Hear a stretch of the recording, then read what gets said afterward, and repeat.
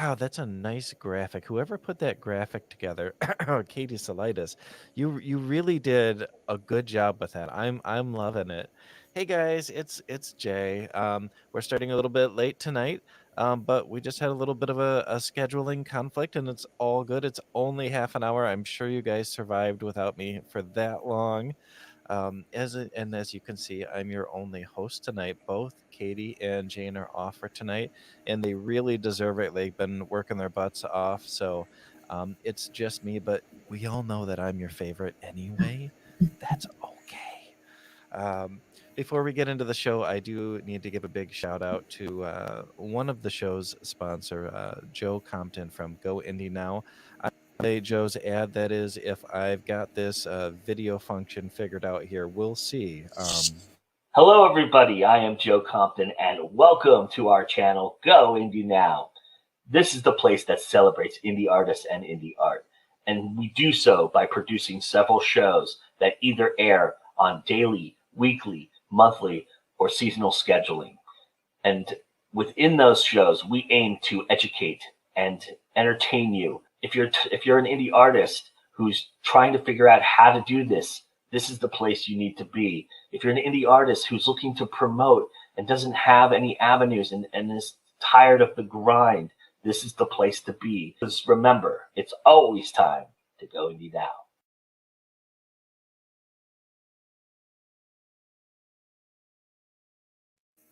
I wish I could figure out how to do cool video ads like that. Those are great. All right. So we're getting into it tonight. And since I'm the only host, you guys can expect a little bit more serious, Jay, since I actually have to concentrate. I'm the one doing the things instead of Katie doing all the work and me just goofing around and derailing things.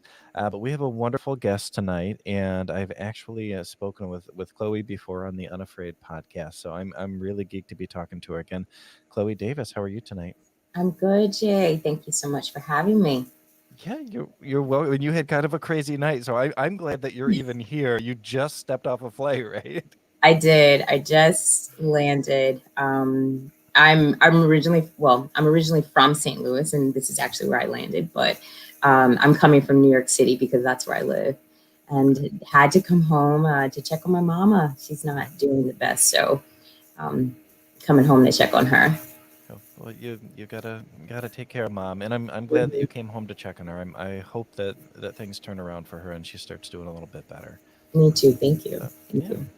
Well, I have this cool little graphic that I borrowed from In Magazine that I just found here with an adorable picture, and then this is a book cover. What's up? I mean, what's up with this book? Did you write a book? Is that the thing? Yes, yes. It's so funny because, we got a chance to speak already on your wonderful podcast, Unafraid. But yes, so the Queen's English, let's talk about it.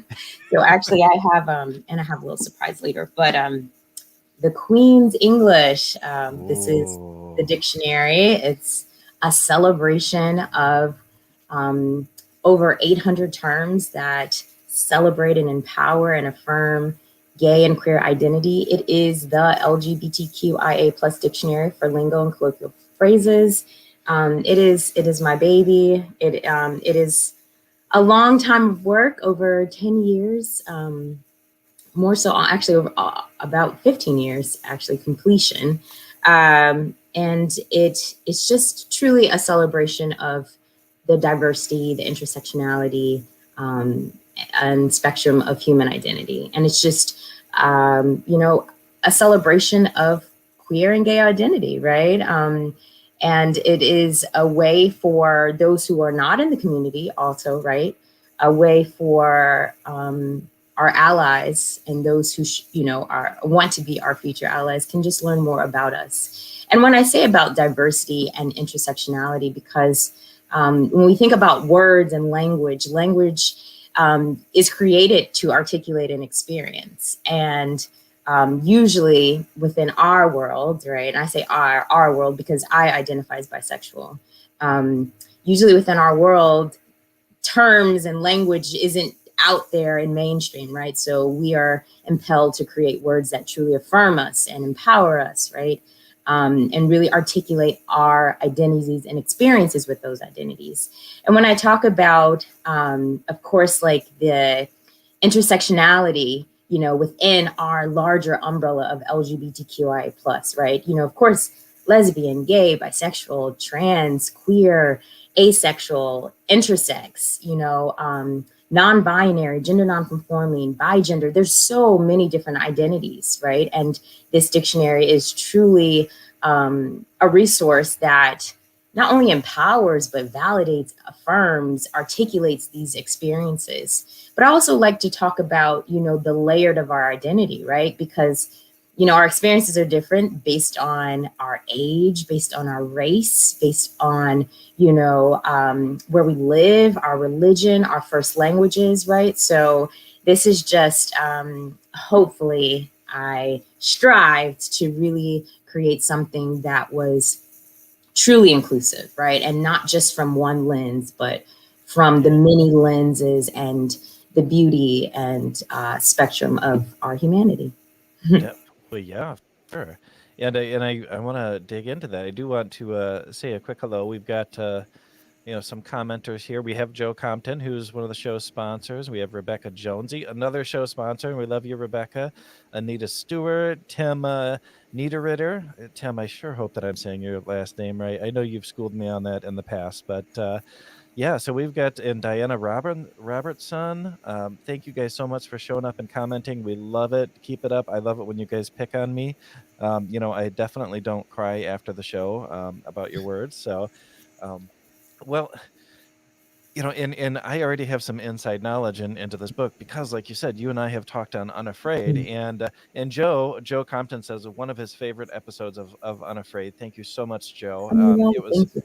It was really, really cool. I was really geeked to have you that first time around. And I think that maybe a good way to start out this conversation about the book is with maybe a loose definition.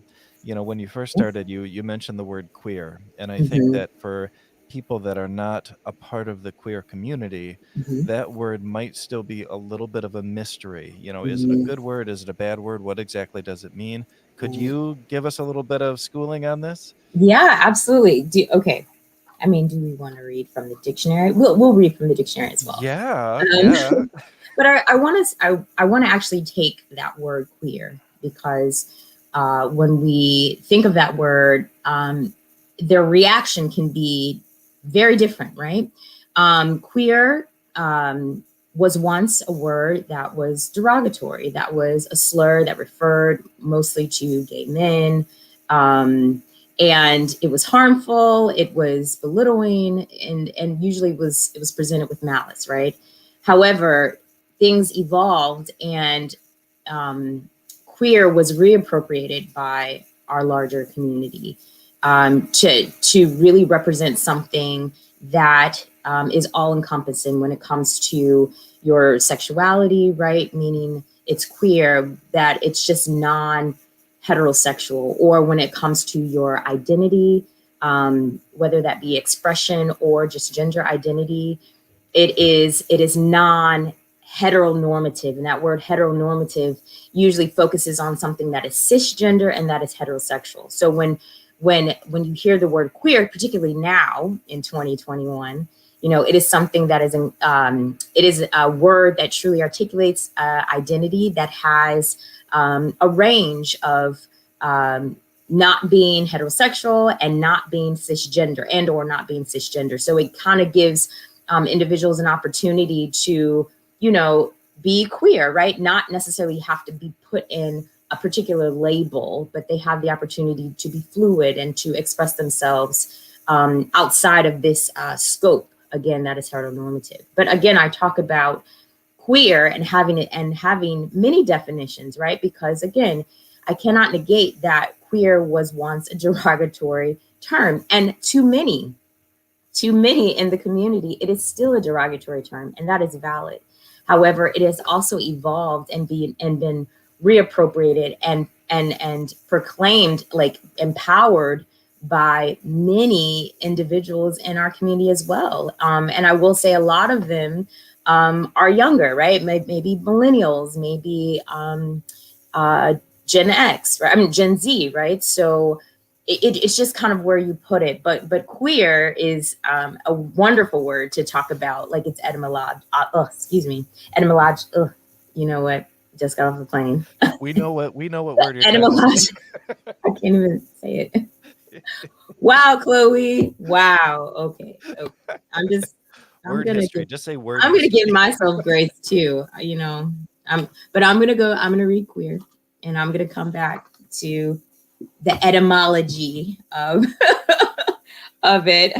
So I'm gonna pull up cues, and I was gonna say, like, as I kind of flip through the pages, you see it's pretty colorful here, and we'll talk about the color and the layout and Yeah, the art. that doesn't look like a boring old dictionary. Oh either. no. It's quite fun and on purpose, you know, wanting to really engage and interact. Okay.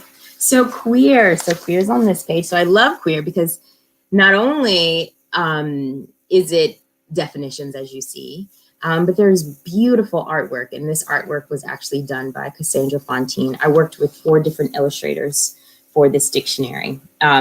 So queer actually is a featured term as well because of so many definitions. So I'm going to read a few, and then I'm going to talk about these other elements when you see like the did you know, and sorry, there it is, the usage note. Okay, here we go. So queer, adjective, an umbrella term describing anyone who identifies as something other than heterosexual and or cisgender. Noun, a queer person. And so in the dictionary as well, there is a usage example. And so this usage example is actually Elton John said this. It says, I just wish more of my fellow queers would come out sometimes. It's nice out here, you know. And then there's another section called, it's like a synonym, and it says, want more info? And it has really the emoji, right?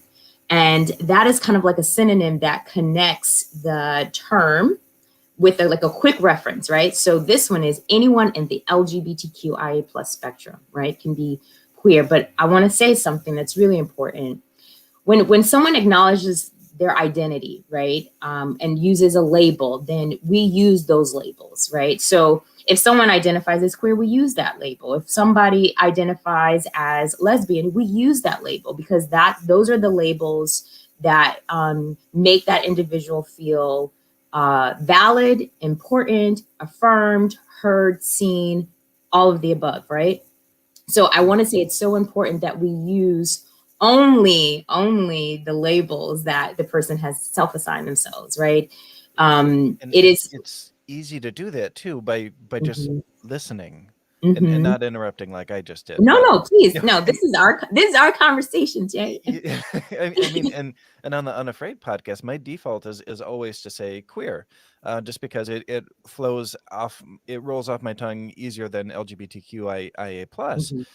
But I'm always listening because if I feel like they're not having a good response to that, or if they don't use that, I'm like, okay, I'm automatically not going to use that because I don't want to say something that, because I found out sometimes older queer people, elder queers are still have that in their head of when they were younger and it was a slur, it was derogatory, and they haven't gotten that out of their head. So I try to be conscious of that. Yes.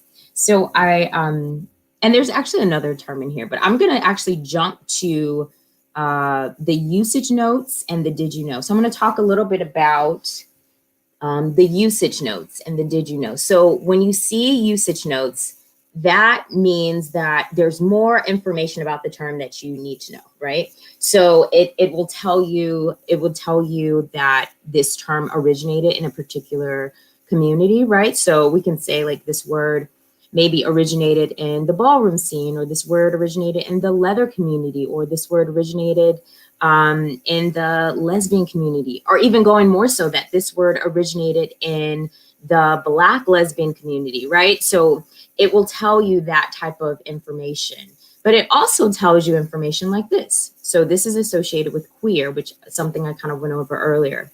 Once derogatory, the term has been reappropriated by much of the LGBTQI plus community to be an inclusive identifier for anyone within it. However, not all members of the LGBTQI plus community are comfortable with this term and refrain from using it. So that kind of goes back to what I was saying, that, you know, the word has reactions, right, by our community. Some react with liberation and excitement and affirmation, and some react with pain and trauma and hurt, right? Because we have to remember again how language has can hurt and empower at the same time, depending on your experience, right? So here's a little thing. So the did you know part, that goes even more deeper. The etymology of the word, we got it now, right? But it goes more deeper into queer, right? So the did you know? The word queer came into popular use in the gay community in the early 1900s after being used for hundreds of years to mean strange or particular. For many years, the term was used in a derogatory way, which described homosexuals until the 1980s, when activists reclaimed the word as a political, proactive way to take ownership of their identities. So that kind of gives you how things evolved with the word queer, right? And so these are the types of elements that are kind of throughout this dictionary. You know, that's when the kind of heavy research came in of, like I was saying, over a decade of research, because I felt like it was important to not just define a word, not just to show how to use it, and not just to give a synonym, right? That's a dictionary, and this is a dictionary too, but we're so much more than that, you know. And I think it's important to celebrate and honor our history, right? Because our history, our general history books aren't teaching this. So this is just a way that we can kind of dive in and learn more about who we are and how we're able to be so queer and be so free about it, is because those before us, you know, fought for the liberation, right? So I think it's just really important that we know our history.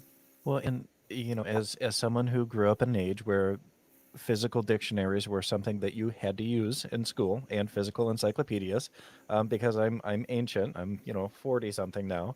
Um, the definitions in the dictionary, the Merriam-Webster dictionary, they never really felt sufficient to understand even the words you were looking up for a school project. Mm-hmm. It's symbiosis. Okay, well, look that up in the dictionary. You get you get the definition, but you might still not know what the hell that means. And Mm-hmm. it sounds like this also has a little bit of that encyclopedic knowledge to it, where you Yeah. can dive in deeper, which I think is cool. Mm-hmm. And I have a couple more words I want to run through your filter, if you wouldn't Okay. mind. Okay. Do it. I'd like to start with two that should be fairly easy, but are very, very often misunderstood. Okay. Kind of right at the top here. You already mentioned cis, Mm-hmm. CIS, Yep. and heteronormative. Okay. So, And I want to make sure people know that these aren't bad things. So I want to oh just no, define no, what this no, no. means. They're not. They're not bad things. They're actually just facts. um. Okay. So let's go to uh, cis. Right. So actually, cis. Let's see. There it is. Cis actually is short for cisgender. Right. And just to give you a quick reference, a cisgender person, because we can talk about cisgender versus transgender, right?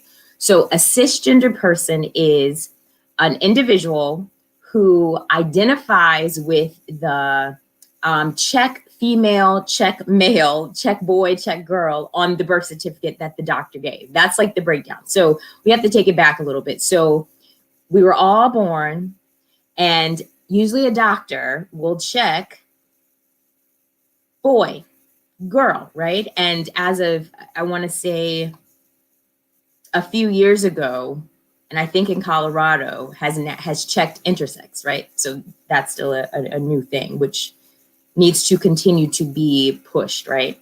So the doctor assigns us, right? So those acronyms, or you say assign female at birth or assign male at birth, right? AFAB, AMAB. So when you identify as what the doctor assigned you at birth, you are cisgender. If you do not identify with what the doctor assigned you at birth, you are transgender. Both are valid. Both are beautiful. Both are wonderful, right? But it's one of those things that the doctor has said, okay, this is who you are, because usually based on your sexual anatomy, right? So we're gonna break some things down a little bit. Usually based on your sexual anatomy, right? So if your sexual anatomy is masculine, right, is male or traditionally male, then the doctor assigns you as male, right? If your sexual anatomy is feminine or female, then a doctor assigns you as that. However, what I want to break down, and there's a great illustration in here. I'm going to bring it up. It's called the genderbread person, right? Ooh. So this one actually goes vertical. It's a little different, but it's a breakdown of identity, right? So we're talking about the sexual anatomy. That's one thing. We talk about the gender identity. That's up here, and that's what I said: cisgender, transgender. Who are you, right? How do you identify? And again, that's up to you, right? So Jay, you want to say something? I was going to say we can use me as an example. I'm perfectly fine with that, because I consider myself a transgender person. I was assigned male at birth, meaning I had, male primary sex organs. I have a penis, and it only as 38, 39-year-old person did I start to realize that this thing that I knew was different my whole life was actually that my gender identity didn't line up with what I was assigned at birth. So I don't consider myself a man, even though I look like one and I sound like one, and I interact safely in male spaces. That's not who I am, and it's a tough thing, because when you look and you sound a certain way, everyone puts you into certain category. But through learning, through the Unafraid podcasting, being able to talk to dozens of other trans people, I've come to learn that it's okay to look like this and still be the person I really am, which is kind of like this mushy in between non-binary thing that I'm still figuring out. And that's okay. I'm married to a wonderful cis woman, and she's fantastic. I mean, cis people are great, trans people are great. And there's this weird idea that the LGBTQ plus community is somehow insulting people by calling them cis, and that's just not the case. It's no, it's not an insult. It is what it is. Yeah, it's okay. But what is problematic though is, so it was I changed the page, but what's problematic is when there's cis privilege, right? You know what I mean? When a person, because of their identity, receives privilege, right? And the other person receives marginalization. That's what's problematic, right? And we see this more and more, even when we talk about healthcare. Let's talk about healthcare. Let's talk about the fight for healthcare right now, and the fight for, our young, trans, our youth, being able to participate in sports, or being able to get gender affirmation therapy and medication, so that they can be affirmed in who they are. Again, why is the fight? Why is there a fight? If a cisgender person is able to participate in whatever in their sports, and if a cisgender person can go to the doctor and say, okay, I need this medication because this is what I want to do, and there's no qualm about it, that's a problem. You know what I mean? So that's when it's problematic. You know what I mean? So I wanted to break that down. And just a little bit more about the and thank you, Jay, for breaking it down. You're right. Like you have sexual anatomy, gender identity is up here, right? Sexual orientation is a whole nother thing. That's a whole nother ball game. It's a whole nother thing, right? And then last but not least, your gender expression, That is, they can be independent of each other. You know, one does not have to influence the other. You know, what makes it independent is what makes you beautiful. So let me show you this real quick. This is a men's shirt that I bought, and then I embroidered with "I am no man." mhm, So I'm just mhm. trying to muddy up the water as much as I possibly Yeah. can. So that's the, I guess that's the beauty of humanity, right? It's what I am trying to help the world see, as you know, I have been on the journey as well, is just understanding spectrum, understanding the uniqueness of individuals, understanding that we may have been taught these like binary, very boxed in ways of living, but truth be told, it was never like that. You know, you may not, people may have not have seen that diversity, but it's always been here, you know. And I think what's great is now, because people are able to be more out and open and celebrate that identity, I think it just encourages others to take that leap of faith and be brave and be you, right? Damn right. Yeah. Damn right. Well, And so heteronormative, we can oh yeah, just quickly go over that. yeah. And I think I talked about it a little bit before. Heteronormative, well, actually, that could be a little problematic. Heteronormativity, right? So what's that? Basically, what's that saying is that we're boxing things in, where we are prioritizing a scope of life. We are prioritizing and saying that being heterosexual, being cisgender, associating traditional roles of masculine and femininity with males and females, that is normal, right? Only she, her pronoun, she, her, or he, him pronouns, you know what I mean? Not having they or z or ear pronouns, right? That is under the scope of heteronormative. It's very structured, it's very binary, it's very boxed in, and it is very wrong because it dismisses, mutes, and also erases the true spectrum of identity. Well, and there's I do have one more word I'm hoping you can Mhm. help us define here. I'm sure there'll be Okay. more words. I'm totally Okay. lied there. Um, and this is a really important one that you mentioned right at the top of the show too, but I Mhm. think it would be good for people to hear from you on. Mhm. And that is intersectional or intersectionality, however we Oh, want intersectionality. Okay. to. I'm going to read this one because this is Excellent. great. You've got a 'Cause- great reading voice. I like this. oh, thank you. Okay, everyone. Today, I'm like I'm your librarian. I'm your teacher. Okay, let's. You know what? I wish I could like flip through together, but I kind of get a little thrown off with I'm still going to. So we're going to go to eyes. I wanted to show you the illustrations, which I like because this one actually has an illustration too. So you can kind of see this. So if you see the layout, it's really fun. It's vibrant, illustrations, colors, pride flags. As you, let me move it here. Pride flags, as you see, are throughout. Okay, intersectionality, and if let's like look at, there it is.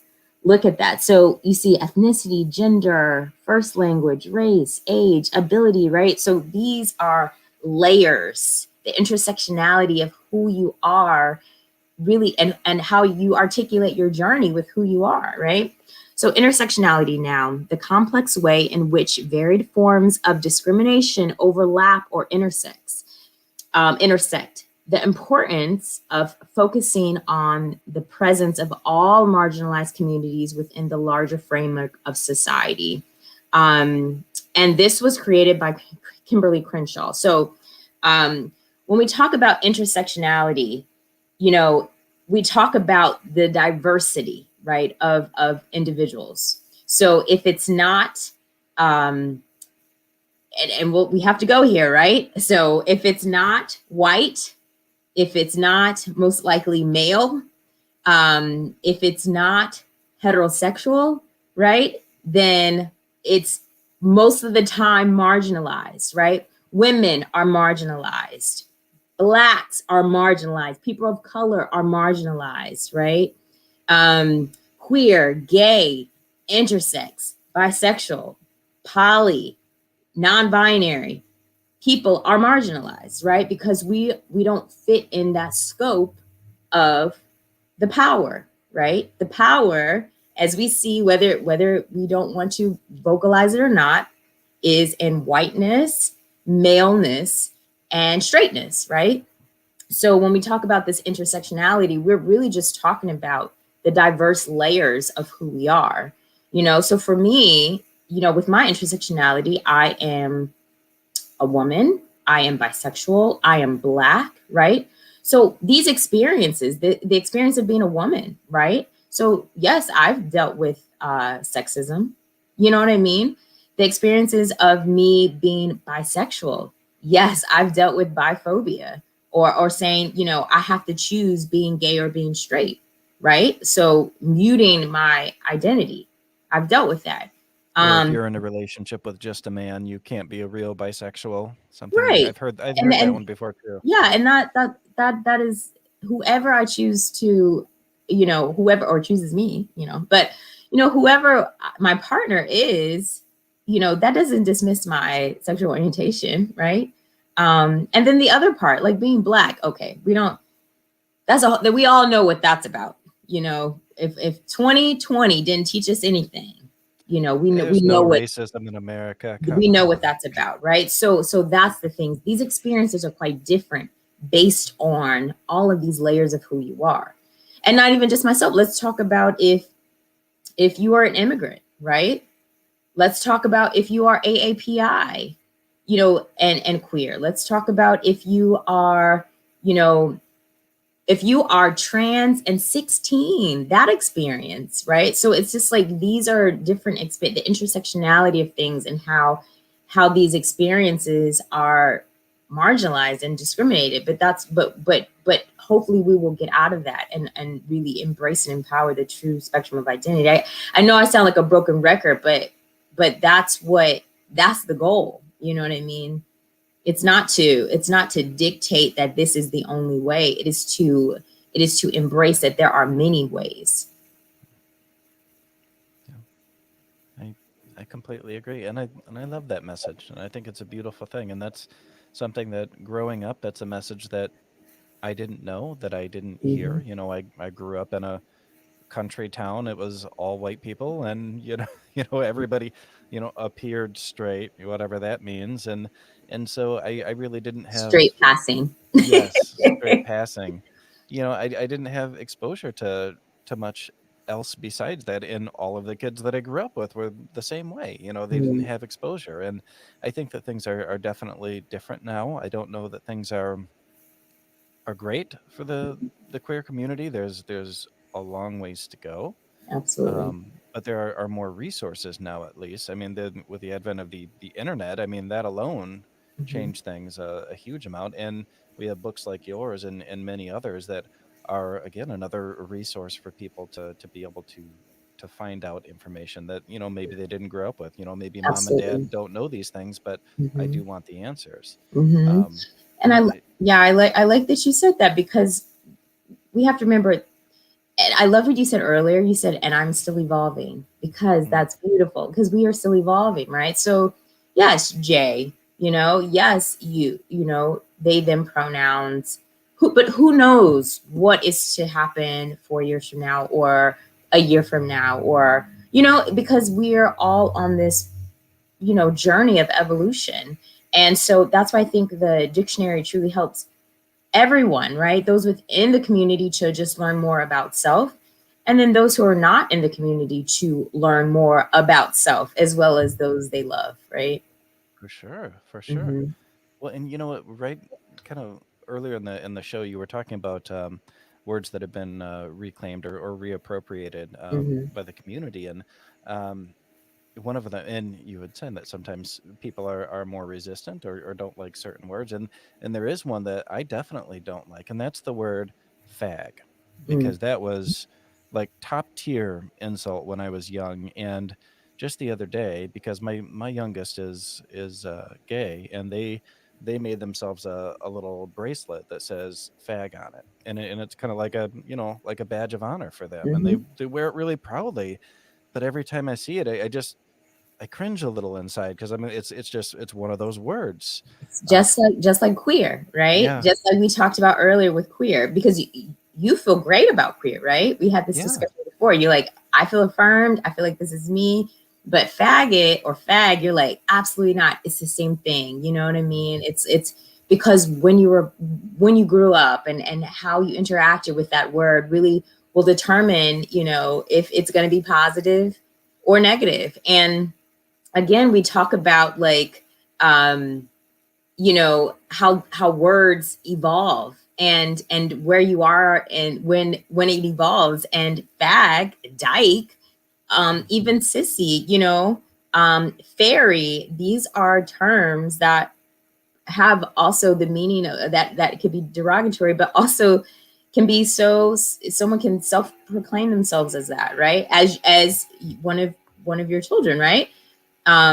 Feels empowered by that word, you know. And I had several friends, you know, that's like, I'm a fag, you know, and it's just like, yes, all the power.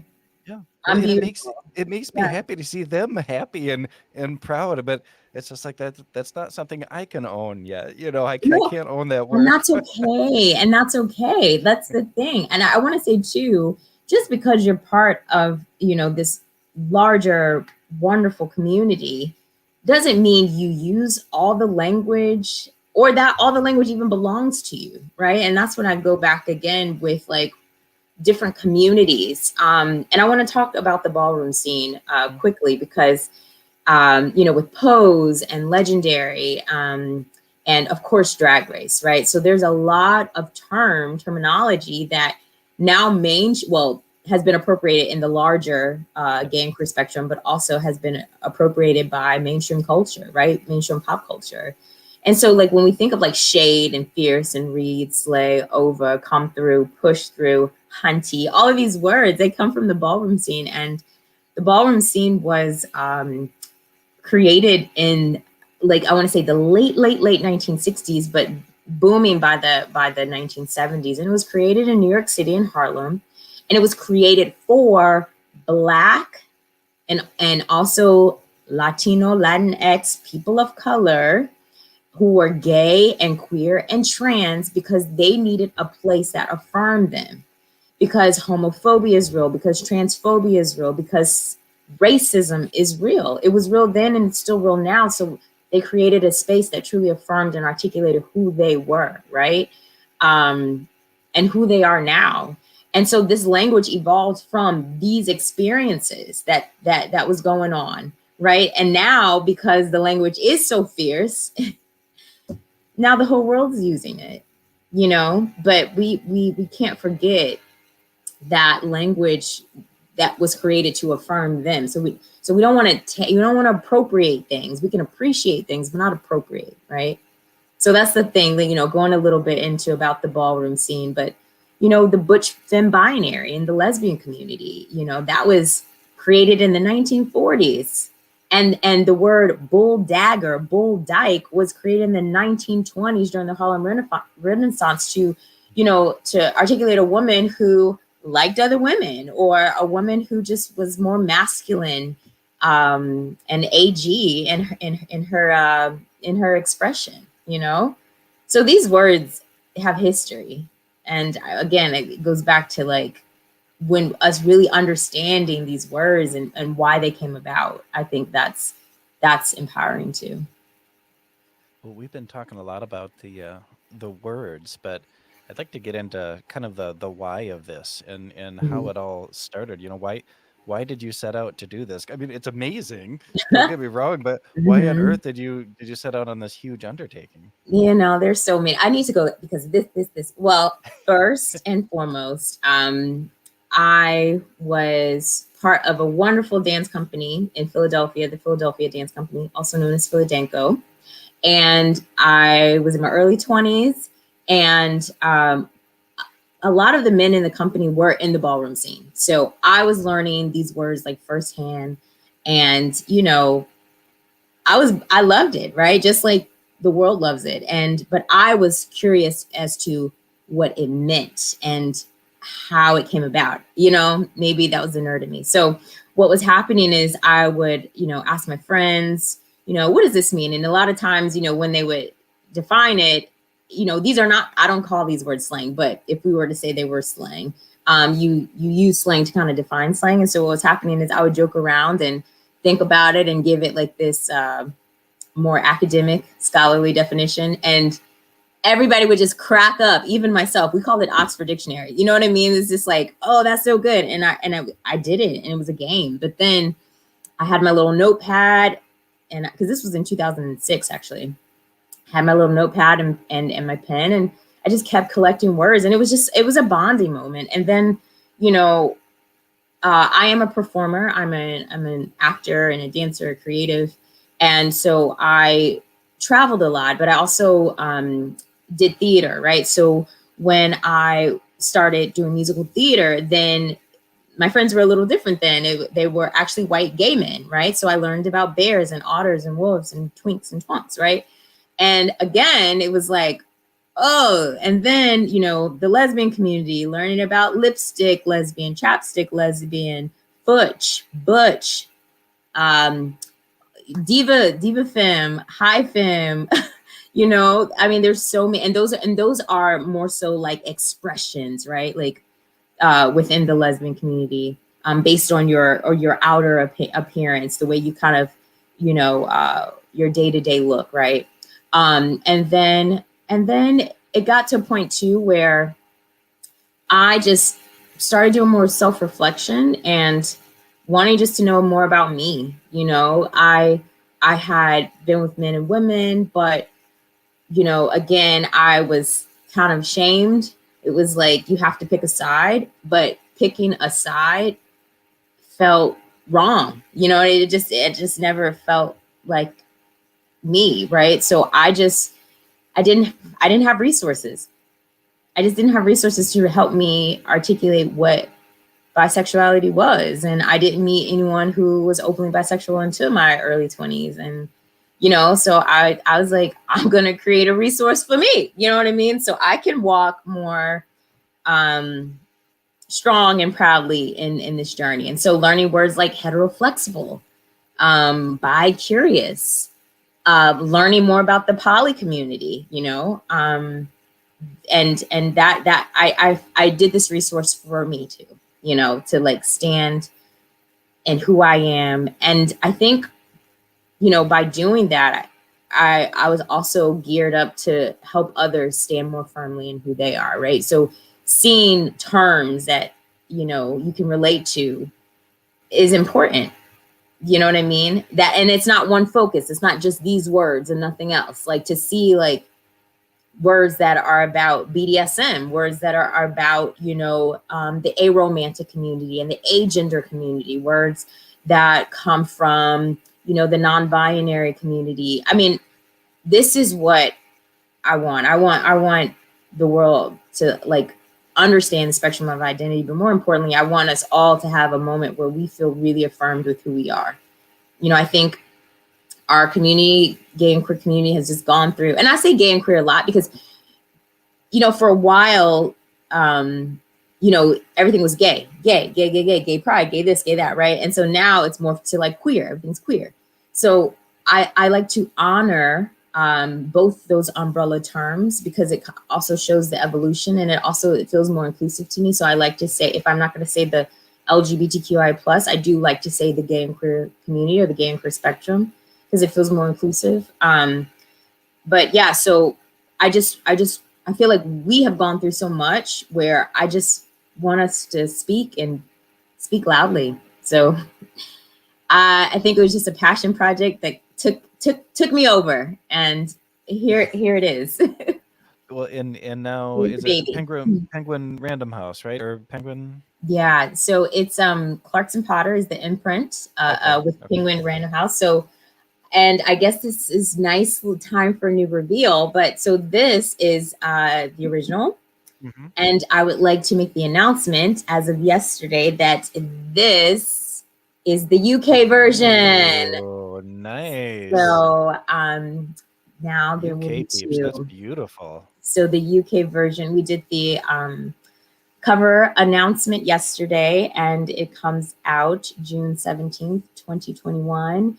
And this is also Penguin Random House UK, but the imprint is Square Peg, who is a part of Vintage. Okay. That's Mhm. awesome. It's gorgeous. And I already had a sneak peek because I follow you on Instagram, so I already saw it. I was like, "Ooh." It's pretty, right? It's It's pretty, and real pretty. definitely a beautiful forward by my. It's I don't know. I'm a bit blown away because I feel like it is a true testament that how important this resource is, right? To It's not just, it is a dictionary.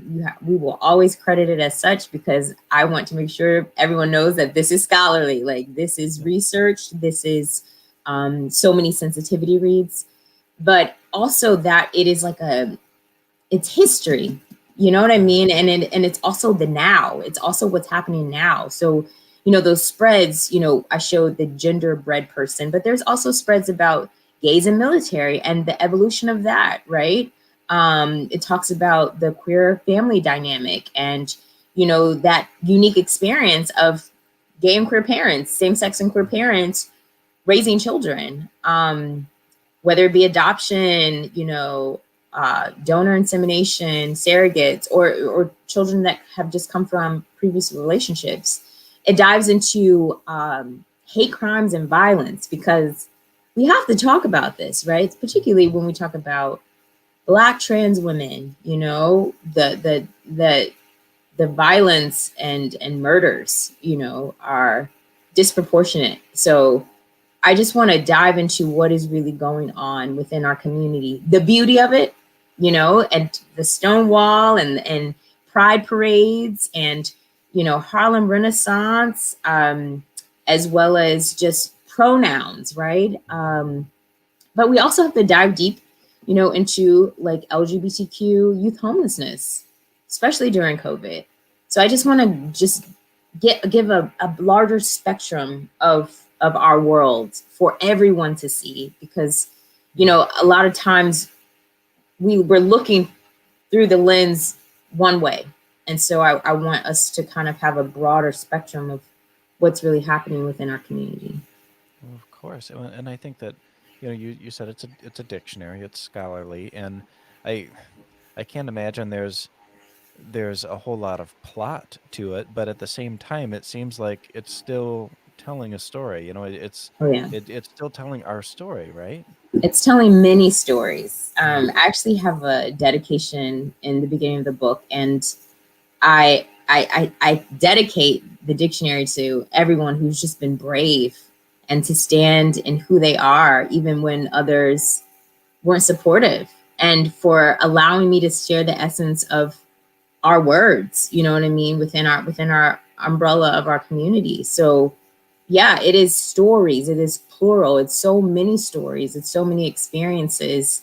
Particularly even how it was researched. I mean, I sat down with so many different people through interviews and group discussions and one-on-one discussions just about language and the words you use and how do you define it? Because how person A defined it is actually a little different of how person C defined it. And then there was some similarities, and that's also what helped me be able to navigate like how to truly define these terms, and if we needed to have more definitions. So yeah, but it's stories, it's the many voices that I came in contact with. Well, and I think that's super important. We've already been talking about intersectionality a little bit, and so all these different layers. And I was just thinking, I was thinking about my own experiences being Jay. That's the only person I know, and then versus your experiences and Mhm. how different your experiences are going to be. Being Mhm. a bisexual Black woman, Mhm. is vastly different experience than mine. That's right. And does a resource like this give you a little bit more insight maybe into your own history, into your own sexuality, for somebody picking it up? Yeah, well, for me particularly, I was quite proud to learn more about the Harlem Renaissance, right? Because that's history that I knew, but like to go more in depth, I can pull up the spread, but to go more in depth with like my Shiros, Zora Neale Hurston, and Josephine Baker.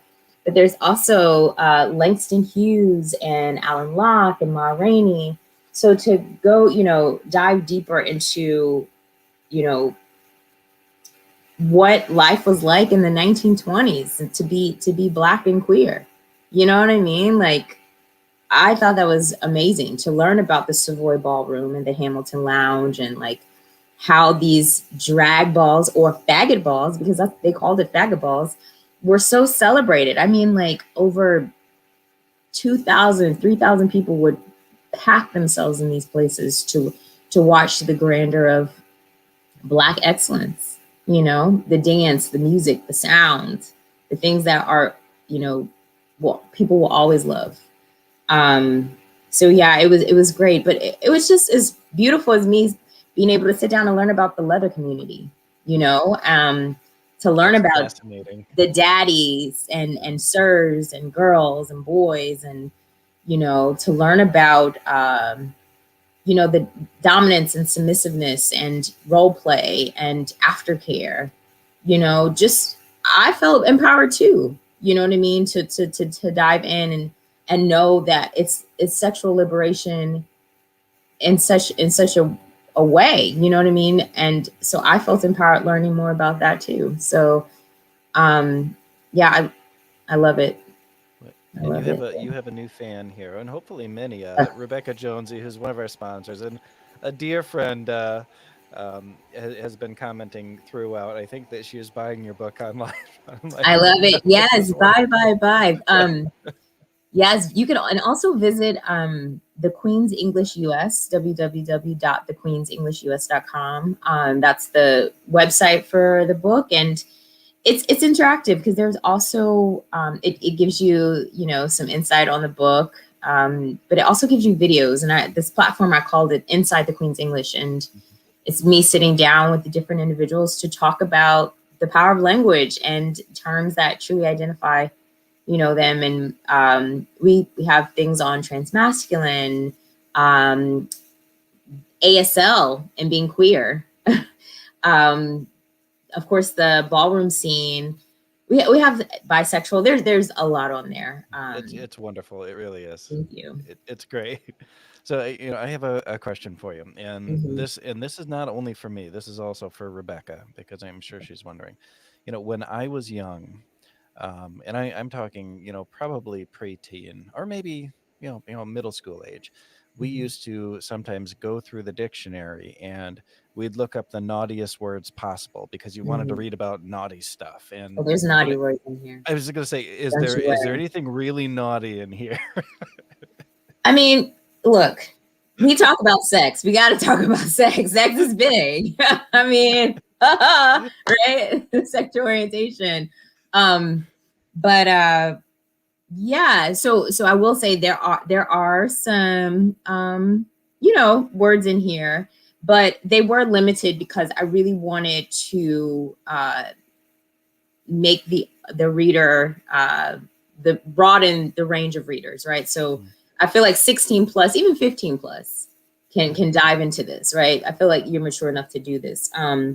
So I will say some of the words did get booted. It's okay. It'll be another edition. Like an After Dark edition? How'd you know? Because that's what I want to name it. That's exactly what I want to name it. I want to name it The Queen's English After Dark. Yes. Send me a copy immediately. It's coming. I'm trying to pull up. What about there are otter? definitely words in here. What is an otter? Oh, like eat out. Oh, yeah, like eat out. Otter. Oh, otter. Yeah, because you said otter when you were talking about. Oh, yes. Yeah, so here, I'm going to pull up. It's another vertical page, but it's called What's My Gay Type? Ooh. And it dives into, again, expressions, right, that are common in the gay male community, particularly the white gay male community, though. Okay, so here goes. So this is, there you go. So this is also kind of like a vertical page. There it is. Okay. What's my gay type? And I love the design Danielle created. She's with Clarkson Potter with Penguin. So an otter. So we have different categories. It'll say, let me go back. There it is. So we have gay type, body, hair, age, think, right? Okay, so otter. Thin, okay, body, thin and athletic. Hair, lots. Age, any. Think, gay man who is athletic, hairy, and at the gym several times a week. This has got to be like the most comprehensive dictionary ever. I'm loving this. I know it's I didn't mess around, like, but and maybe it's my personality too. I'm a Capricorn, you know, I'm very detailed. Capricorns, yeah. Gotta love them. But I just didn't want to leave anything out, you know. I wanted to be so clear and concise that we all understand it. I wanted it to be as inclusive as possible because that's important. You know, I want people to see themselves. And I wanted it to be as accurate as possible. And so that's why I went through so many sensitivity reads, because I needed to continue to hear concerns, if any, you know, or ideas. I mean, I remember way back, maybe in like 2014 or 15, that's when I actually started the research on finding these did you knows and the usage notes, because I did like a reading of the dictionary. I did lots of readings when I felt good. I'm like, okay, I'm ready. And we'll like kind of skim through some stuff. And everyone loved it. They're like, you know, I just want to know more about the word. I was like, what do you want it? What do you mean more? They're like, well, I think it would be really nice. It's just like, where did the word come from? And like how it's evolved and blah, blah, blah. And I was like, more work. Great. Okay. Great. But I think that was the best suggestions ever, because that's honestly one of my favorite parts. I love high five. Yes, Capricorn. But I really, really love those nuances, right? I mean, yes, I loved doing the usage examples because you know, that's the creativity. That's when it's like, okay, I want you to feel it. I want you to feel the nuance of the word, right? Is it funny? Is it sassy? Is it nasty? You know, is it serious? Is it deliberate? Like, right? I want it to feel that, because that's our community. But you know, doing that extra research to like, and I would go down pigeon, like what do they call it? The rabbit hole all the time. Because like, wow, I need to know more. I need to know more. You know, books, and you know, thank goodness you're right. Like resources became more readily available later on in this process. But yeah, those are my favorite parts, because it dives into like more information. It dives into the history, you know. And I think the other favorite part is like the illustrations. That I'm a creative, so the illustrations and colors, it's like, I mean, it's cool. It seems really joyful, and well, and that makes sense, because right at the beginning you told us it was a celebration, and this is right off the front of the book here, where we have history, identity, and pride, and you know, I feel like it could be like a little festival, you know, a Yeah. little folk festival, and that would be it, you know, history, identity, and pride, you know, the Queen's English. And you know, thinking about this, Doug, it doesn't feel like, okay, you know, I'm going to Barnes and Noble or to Penguin's website to buy a dictionary or an encyclopedia because I need to have this reference material on my desk. It feels more exciting than that, you know. It feels Yeah. like you're buying a piece of love almost. I don't know. Maybe that sounds Yeah. dorky. Well, you have to get your copy. And, you know, I want to say too that it is that resource that we need. It is, but it's just also something that celebrates, and it's exciting. It is exciting, but it is the resource that we need. And I am doing like DEI types of workshops, because it is a great resource to help understand, you know, language that is empowering and appropriate, right? In workspaces and in educational spaces and in medical spaces. Yeah. and in writing spaces. As many And people who right. watch the show know, we always talk about sensitivity readers, Mhm. and that's a very, very important thing. And this is another good reference to add to that. Before going out to the sensitivity readers, if you're writing anything that has anything to do with the queer community, this might be really helpful for you. Mhm. But Chloe, you've been amazing. It was so good to talk to you again. I'm so Thank glad you you. made it tonight. Me too. And it actually was like, whoa, this conversation has also grounded me because whew, I was up there. I was kind of shaky, but I A feel a little bit little of bit more anxiety. grounded. So thank you. But I appreciate your energy, and it's always so well received. So thank you for having me on the show. I appreciate it. You're very welcome. And I've got to give a shout out to Rebekah. Rebekah, let me see. Rebekah, it looks like you still have not sent in a video for us to play. Rebekah. But this is Rebekah Jonesy, Mistress Rebekah Dirty Jonesy, because Rebekah not only writes cool fantasy stuff, but she also writes some very, very naughty stuff. And I have a feeling that after tonight's episode that she's going to have some new words to add into her very, very naughty stuff. Um, but Rebekah's wonderful. You will love her books, especially if you like to get a little down and dirty with your reading. And to everybody out there watching, make sure you like and subscribe, share it around, tell your friends, all that good stuff, and check out Chloe's book. And there's going to be a link right to her website in the episode description. And yeah, I think that's about it. I think we had a pretty good show Great. tonight. I think so too. Thank you. Thank you. Yeah, good night, everybody.